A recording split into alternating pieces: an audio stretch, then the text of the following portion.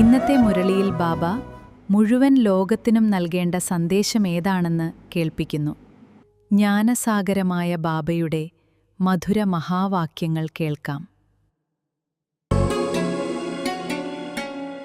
ഓം ശാന്തി. 30/7/26 പ്രഭാത മുരളി ബാബ്ദാദ മധുബൻ. ബാബ പറയുന്നു, മധുരമായ കുട്ടികളെ, ബാബയെപ്പോലെ നിരഹങ്കാരിയും നിഷ്കാമ സേവാധാരിയും ആരും തന്നെയില്ല. മുഴുവൻ വിശ്വത്തിൻ്റെയും ചക്രവർത്തി പദം കുട്ടികൾക്ക് നൽകിയ ശേഷം സ്വയം വാനപ്രസ്ഥത്തിൽ ഇരിക്കുന്നു. ചോദ്യം: ബാബയുടെ ഏതൊരു സന്ദേശം നിങ്ങൾ മുഴുവൻ വിശ്വത്തിനും പറഞ്ഞു കൊടുക്കേണ്ടതുണ്ട്?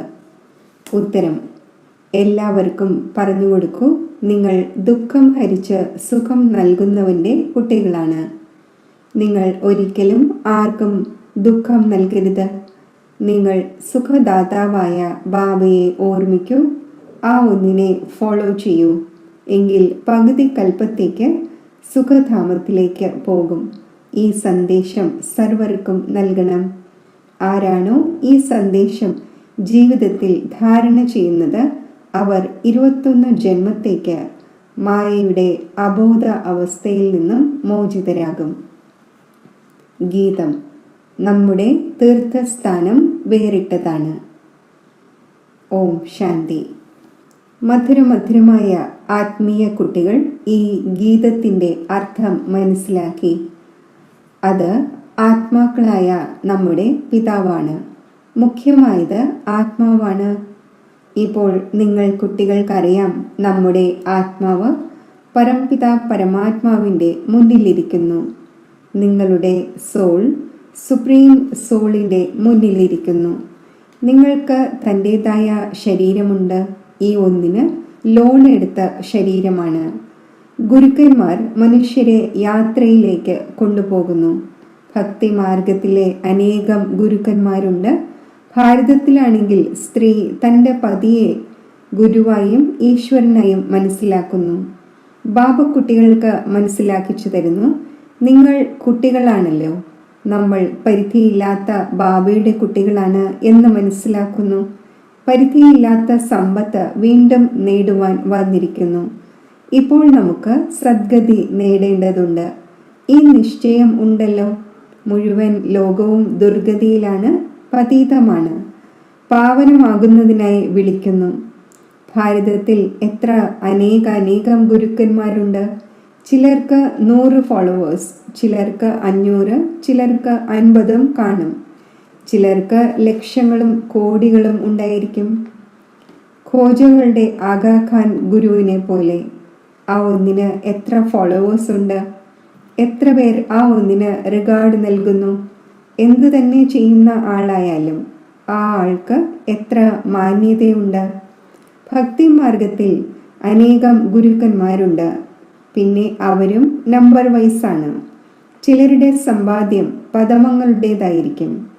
ആഗാഖാന് വളരെയധികം സമ്പാദ്യമുണ്ട്. വജ്രങ്ങൾ കൊണ്ട് അദ്ദേഹത്തിൻ്റെ തൂക്കം നടത്തി ദാനം ചെയ്തിരുന്നു അദ്ദേഹത്തിൻ്റെ ശിഷ്യന്മാർക്ക്.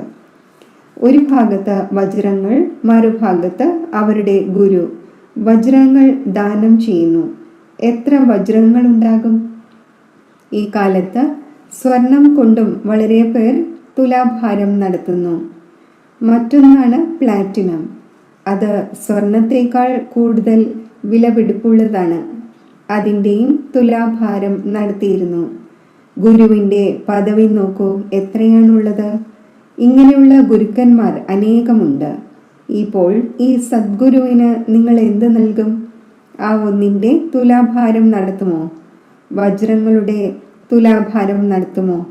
ആ ഒന്നിൻ്റെ തുലാഭാരം സാധ്യമാണോ? ആ ഒന്നിന് സ്വയമേ ഭാരമില്ല. ശിവബാബയാണെങ്കിൽ ബിന്ദുവാണ്. ആ ഒന്നിൻ്റെ എന്ത് തുലാഭാരം നിങ്ങൾക്ക് നടത്തുവാൻ സാധിക്കും? നിങ്ങളുടെ ഈ ഗുരു എത്ര വണ്ടർഫുള്ളാണ്. ഏറ്റവും ഭാരരഹിതമാണ്. തീർത്തും സൂക്ഷ്മമാണ്. നിങ്ങളുടെ ഗുരു ഒന്നാണ്. നിങ്ങൾക്കറിയാം, ശിവബാബ ദാതാവാണ്. ഭഗവാന് ഒരിക്കലും വാങ്ങുവാനാകില്ല, ആ ഒന്ന് നൽകുകയാണ് ചെയ്യുന്നത്. ഈശ്വരാർത്ഥം ദാനം എല്ലാവരും ചെയ്യുന്നു. അപ്പോൾ മനസ്സിലാക്കുന്നു അടുത്ത ജന്മത്തിൽ ഇതിൻ്റെ പ്രതിഫലം ലഭിക്കും. കാമന വയ്ക്കുന്നു. ഇപ്പോൾ ഇതാണെങ്കിൽ പരിധിയില്ലാത്ത പിതാവാണ്. ഈ ഒന്നിനെ പോലെ നിഷ്കാമ സേവനം ആർക്കും ചെയ്യാൻ സാധിക്കില്ല. നിഷ്കാമ സേവനവും എങ്ങനെയുള്ളതാണ്? കുട്ടികളെ വിശ്വത്തിൻ്റെ സുഖധാമത്തിൻ്റെ അധികാരിയാക്കുന്നു. ബാബ സ്വയം വിശ്വത്തിൻ്റെ അധികാരി ആകുന്നില്ല. ആ ഒന്നിനെ പറയുന്നത് സുഖത്തിൻ്റെ സാഗരം, ശാന്തിയുടെ സാഗരം, പവിത്രതയുടെ സാഗരം എന്നാണ്. കുട്ടികൾക്ക് ഓരോ കാര്യവും നല്ല രീതിയിൽ മനസ്സിലാക്കിച്ചു തരുന്നു.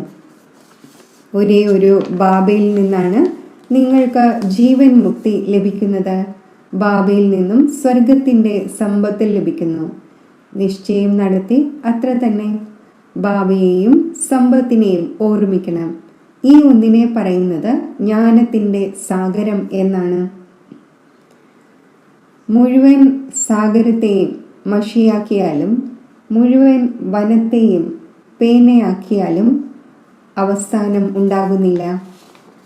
നിങ്ങൾ തുടക്കം മുതൽ എഴുതിയിരുന്നു എങ്കിൽ നിങ്ങളുടെ അനേകം പുസ്തകങ്ങൾ ഉണ്ടാക്കുമായിരുന്നു.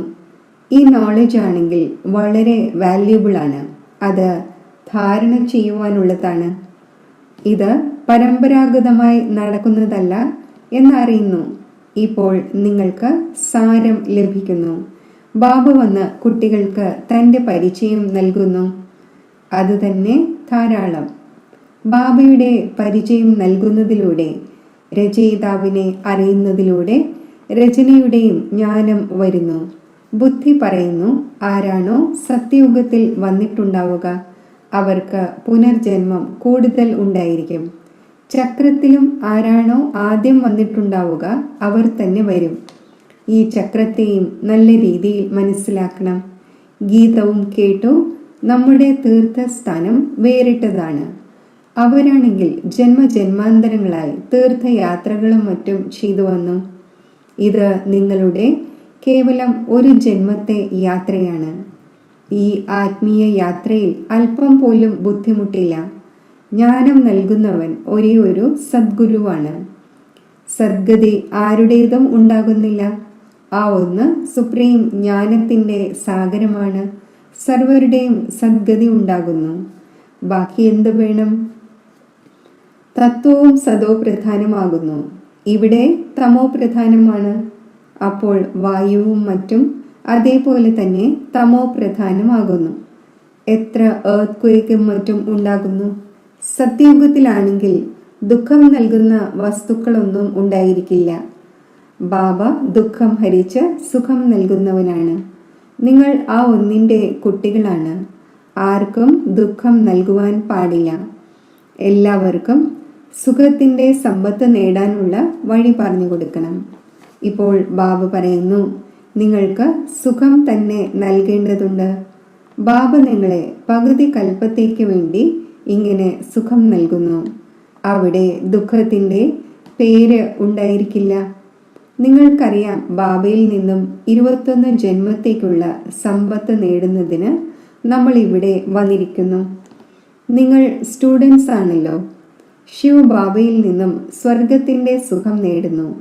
അപ്പോൾ എല്ലാ ദുഃഖവും ദൂരെയാകും എന്നത് നിങ്ങളുടെ ഹൃദയത്തിലുണ്ട്.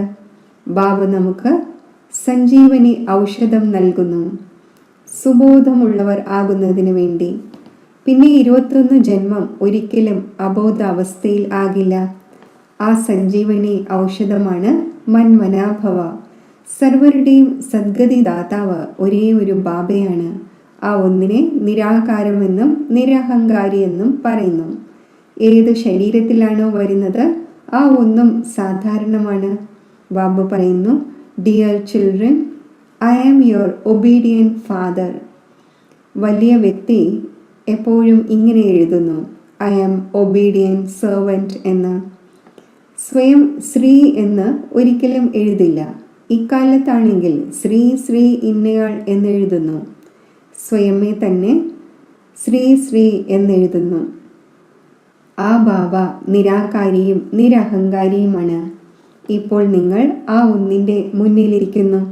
അത് നമ്മുടെ അച്ഛനാണ്, ടീച്ചറാണ്, സദ്ഗുരുവാണ് എന്നത് അറിയുന്നുണ്ട്. ബാക്കിയെല്ലാം ഭക്തിമാർഗത്തിലെ അനേകം ഗുരുക്കന്മാരാണ്. ഗുരുക്കന്മാർക്കും ഗുരുവുണ്ട്. ഇദ്ദേഹത്തിന് ഗുരുവൊന്നുമില്ല. ഈ ഒന്ന് സത് ബാബയും സത് ടീച്ചറും സദ്ഗുരുവുമാണ്. നിങ്ങൾക്കറിയാം, ആത്മാവ് തന്നെയാണ് സംസ്കാരം ധാരണ ചെയ്തുകൊണ്ടിരിക്കുന്നത്. ബാബയും ആത്മാവാണല്ലോ. ആ ഒന്നിലും ഗുണങ്ങളുണ്ട്. നിങ്ങളുടെ ഗുണം വേറെയാകുന്നു. ഈ സമയം ഏതൊരു ഗുണം നിങ്ങളിലുണ്ടോ അത് തന്നെ ബാബയുടേതാണ്. പിന്നെ സത്യയുഗത്തിൽ നിങ്ങളുടേത് ദൈവിക ഗുണമാകും. ബാബ ജ്ഞാനത്തിൻ്റെ സാഗരമാണ്, സ്നേഹത്തിൻ്റെ സാഗരമാണ്. കൃഷ്ണന്റെ മഹിമ വേറെയാണ്. ശിവ് ബാബയെ 16 കലാസമ്പൂർണം എന്ന് പറയാൻ കഴിയില്ല. ആ ഒന്നാണെങ്കിൽ സ്ഥിരം തന്നെയാണ്. ബാബ പറയുന്നു, ഈ ടൈറ്റിൽ നിങ്ങൾക്ക് എനിക്ക് നൽകുവാൻ സാധിക്കില്ല. പിന്നീട് സർവഗുണസമ്പന്നം ആകുന്നതിനായി ഞാൻ വികാരിയാകുന്നതൊന്നുമില്ല. ഇവരെ പോലെ എൻ്റെ മഹിമ എങ്ങനെ ചെയ്യും? ഈ നോളജ് ആരാണോ കഴിഞ്ഞ കൽപ്പത്തിൽ കേട്ടത് അവർ തന്നെ വരും. വന്ന് ബാബയിൽ നിന്നും കേൾക്കും, ബാബയെ ഓർമ്മിക്കും. പിന്നീട് നിലവിളിച്ച് കരയുന്നു. പിന്നെ ജയ ജയ ഘോഷമുണ്ടാകും. ഇപ്പോൾ നിങ്ങൾ യാത്രയുടെയും രഹസ്യം മനസ്സിലാക്കി. ഈ യാത്രയിലൂടെ പിന്നെ നിങ്ങൾ ഒരിക്കലും മൃത്യുലോകത്തിലേക്ക് മടങ്ങുന്നില്ല. ആ യാത്രകളിൽ നിന്നും വീണ്ടും വീട്ടിലേക്ക് മടങ്ങി വരുന്നു. എത്ര മനുഷ്യർ സ്നാനം ചെയ്യുന്നതിനായി പോകുന്നു. ഭക്തിയുടെ വിസ്താരം നോക്കൂ, എത്രയാണുള്ളത്. വൃക്ഷം എത്ര വലുതും അളവറ്റതുമാണ്. ബീജമാണെങ്കിൽ തീർത്തും ചെറുതായിരിക്കും. അതേപോലെ ഭക്തിക്കും എത്ര വിസ്താരമാണുള്ളത്. ജ്ഞാനത്തിൽ ഒന്ന് മുങ്ങുന്നത് പോലും സദ്ഗതി ഉണ്ടാക്കുന്നു. ഭക്തിയിൽ ഇറങ്ങി ഇറങ്ങി പകുതി കൽപ്പമെടുക്കുന്നു. ഇവിടെ നിങ്ങൾ പടി കയറുന്നതിൽ 1 സെക്കൻഡ് എടുക്കുന്നു. ലിഫ്റ്റ് എത്ര നല്ലതാണ്. താഴെ നിന്നും പൂർണ്ണമായും മുകളിൽ തൻ്റെ വീട്ടിലേക്ക് പോകുന്നു. ഇതിനെ പറയുന്നത് കയറുന്ന കല സർവരുടെയും നന്മ എന്നാണ്. സർവരുടെയും സദ്ഗതി ദാതാവ് ഒരു ബാബ തന്നെയാണ്. ഇപ്പോൾ ജ്ഞാനത്തിൻ്റെയും ഭക്തിയുടെയും വ്യത്യാസം കണ്ടു. ജ്ഞാനം, ഭക്തി, വൈരാഗ്യം എന്നാണല്ലോ. സന്യാസിമാരുടേത് പരിധിയുള്ള വൈരാഗ്യമാണ്. ബാബ മനസ്സിലാക്കിച്ചു തന്നു, വൈരാഗ്യം 2 പ്രകാരത്തിലുണ്ട്. ഒന്നാണ് പരിധിയുള്ള വൈരാഗ്യം, അതിലൂടെ സദ്ഗതി ഒന്നും ഉണ്ടാകുന്നില്ല. രണ്ടാമത്തേതാണ് പരിധിയില്ലാത്ത വൈരാഗ്യം, അതിലൂടെ നിങ്ങളുടെ സദ്ഗതി ഉണ്ടാകുന്നു. ഇപ്പോൾ സദ്ഗതിക്ക് വേണ്ടി നിങ്ങൾ കുട്ടികൾക്ക് ശ്രേഷ്ഠത്തിലും ശ്രേഷ്ഠമാകാനുള്ള ശ്രീമതി ലഭിക്കുന്നു. ഇപ്പോൾ ശ്രേഷ്ഠ ലോകത്തിൻ്റെ സ്ഥാപന നടന്നുകൊണ്ടിരിക്കുന്നു ശ്രീമത്തിലൂടെ. ഈ ഭ്രഷ്ടലോകം രാവണന്റെ മതത്തിലൂടെ ഉണ്ടായതാണ്. നമ്മൾ ശ്രേഷ്ഠമായിക്കൊണ്ടിരിക്കുന്നു. ഈ കാര്യങ്ങൾ നിങ്ങൾ തന്നെയാണ് അറിയുന്നത്. ലോകം തീർത്തും അറിയുന്നില്ല. നിങ്ങളെക്കുറിച്ച് പറയുന്നു, ഈ ബ്രഹ്മകുമാരിമാർ വിനാശം ചെയ്യിക്കുന്നവരാണ്. യഥാർത്ഥത്തിൽ വിനാശം നടക്കുക തന്നെ വേണം. ഇതിലൂടെ തന്നെയാണ് മംഗളം ഉണ്ടാകേണ്ടത്.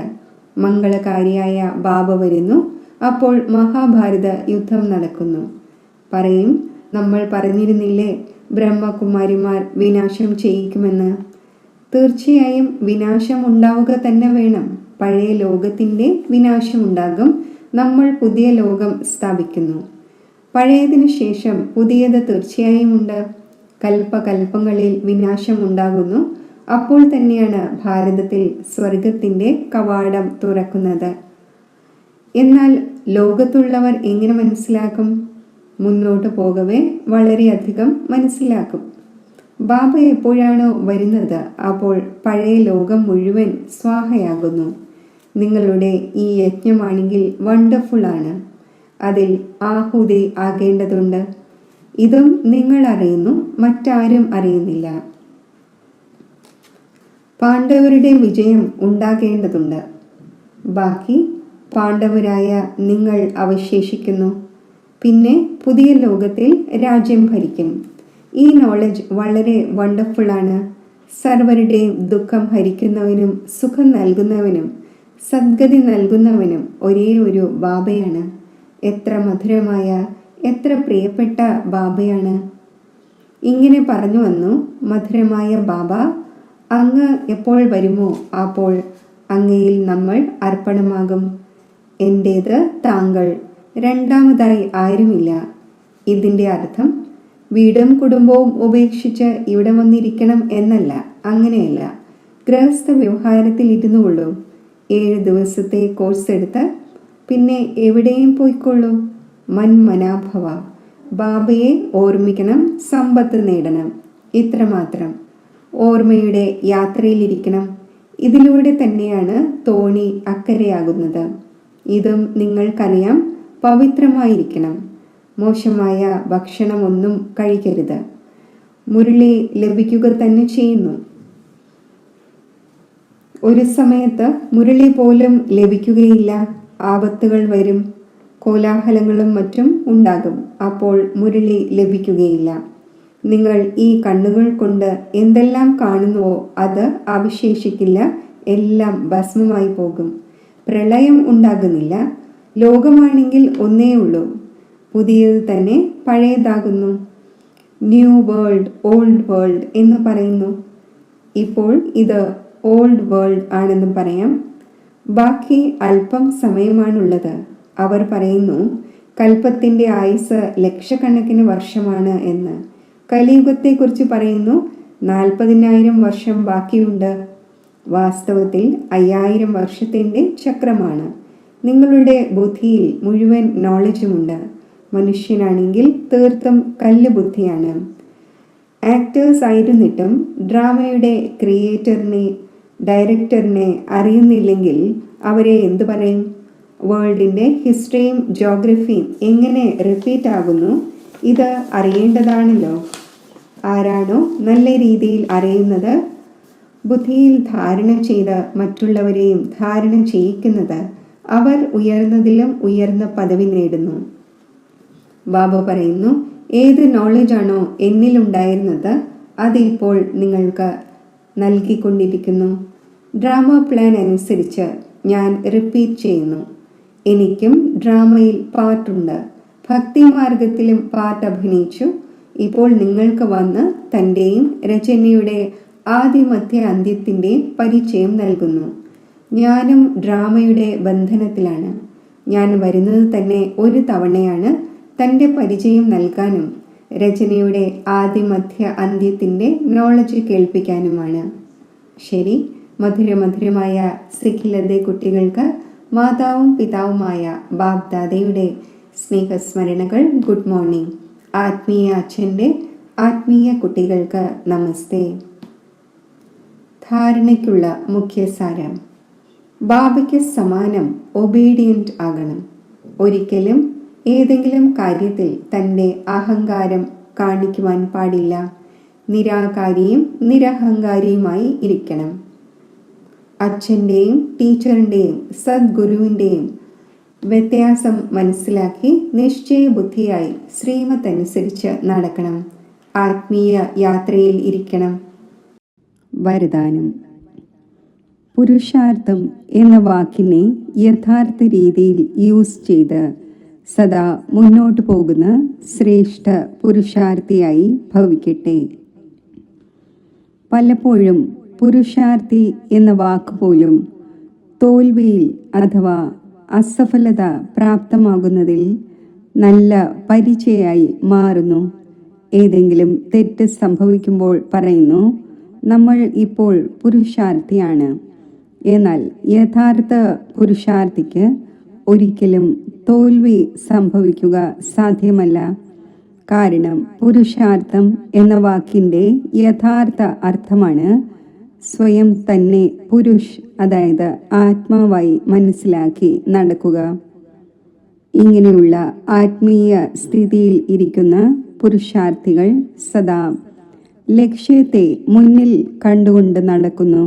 അവർ ഒരിക്കലും നിൽക്കുന്നില്ല. ധൈര്യവും ഉത്സാഹവും ഉപേക്ഷിക്കുകയില്ല. സ്ലോഗൻ: മാസ്റ്റർ സർവശക്തിവാന്റെ സ്മൃതിയിൽ ഇരിക്കൂ. ഈ സ്മൃതി തന്നെയാണ് അധികാരി സ്ഥിതിയുടെ സ്മൃതി നേടിത്തരുന്നത്. അവ്യക്ത സൂചന: ജ്വാലാസ്വരൂപ സ്ഥിതിയിൽ ഇരുന്ന് ശക്തിശാലി ഓർമ്മയുടെ അനുഭവം ചെയ്യൂ. ഏതെങ്കിലും കാര്യം ചെയ്യുമ്പോഴോ സംസാരിക്കുമ്പോഴോ ഇടയ്ക്കിടയ്ക്ക് സങ്കല്പങ്ങളുടെ ട്രാഫിക്കിനെ സ്റ്റോപ്പ് ചെയ്യൂ. 1 മിനിറ്റിലേക്കെങ്കിലും മനസ്സിൻ്റെ സങ്കല്പങ്ങളെ, ചിലപ്പോൾ ശരീരത്തിലൂടെ നടക്കുന്ന കർമ്മങ്ങളെയോ ഇടയ്ക്ക് നിർത്തിക്കൊണ്ടും ഈ പ്രാക്ടീസ് ചെയ്യൂ. അപ്പോൾ ബിന്ദു രൂപത്തിൻ്റെ പവർഫുൾ സ്റ്റേജിൽ സ്ഥിതി ചെയ്യുവാൻ സാധിക്കും. ഇതുപോലെ അവ്യക്ത സ്ഥിതിയിലിരുന്ന് കാര്യങ്ങൾ ചെയ്യുന്നത് സരളമായി കൊണ്ടിരിക്കുകയാണ്. അതേപോലെ തന്നെ ഈ ബിന്ദു രൂപത്തിൻ്റെ സ്ഥിതിയും സഹജം ആകണം. അപ്പോൾ ഇത് തന്നെയാണ് യോഗത്തിൻ്റെ ജ്വാലാസ്വരൂപ സ്ഥിതി. ഓം ശാന്തി.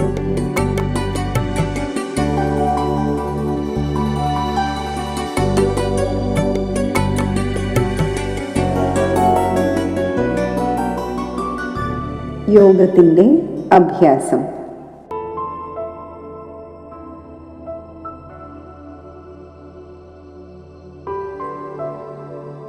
ഞാൻ ആത്മസ്വരൂപത്തിൽ സ്ഥിതി ചെയ്യുകയാണ്.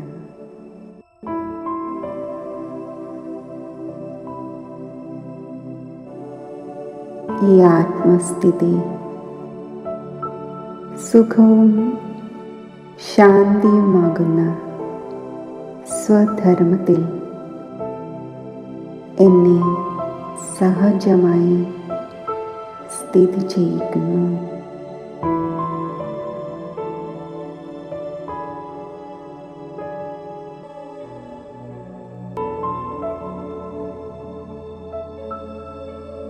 ബിന്ദുരൂപമായ ഞാൻ ശാന്തിധാമമാകുന്ന എൻ്റെ സ്വഗ്രഹത്തിൽ സഹജമായി സ്ഥിതി ചെയ്യുന്നു.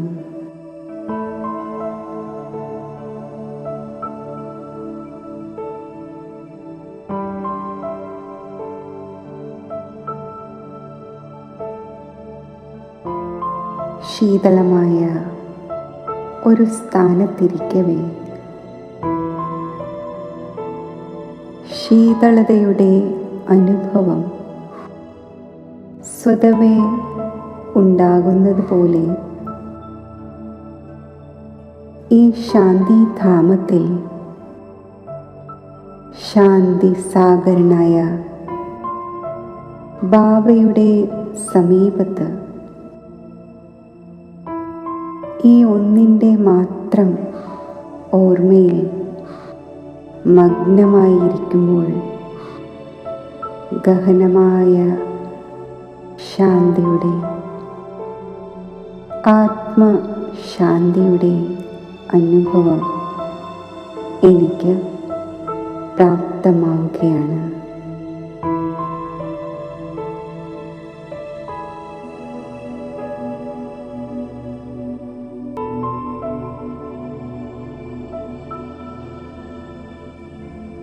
ബിന്ദുരൂപനായ ബാബയുടെ ഓർമ്മ എന്നിൽ ഉൾക്കൊള്ളപ്പെട്ടിരിക്കുന്നു.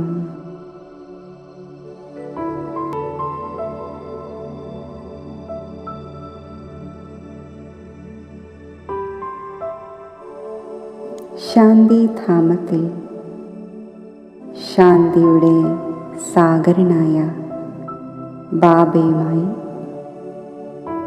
ഇങ്ങനെ കമ്പൈൻഡ് സ്വരൂപമായിരുന്ന ഞാൻ ഇപ്പോൾ വിശ്വത്തിലേക്ക് ഈ അനുപമമായ ശാന്തിയുടെ പ്രകാശവീചികൾ വ്യാപിപ്പിക്കുകയാണ്.